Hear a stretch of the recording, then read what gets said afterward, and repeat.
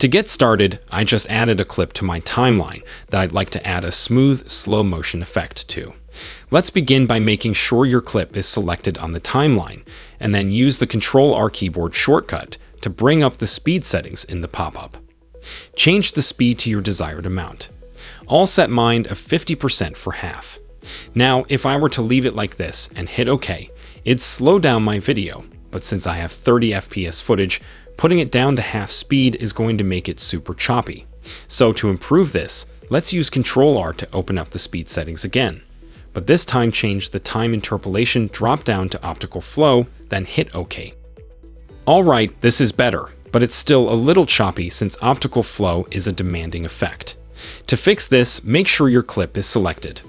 Then go up to Sequence and select Render Selection.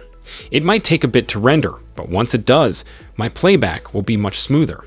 Keep in mind that while this worked good for me, if I were to lure this even more to like 20, I'd start noticing ghosting and artifacting since it can only do so much with 30 FPS footage. If I had 60 FPS footage, I could probably get away with going down to 20% though.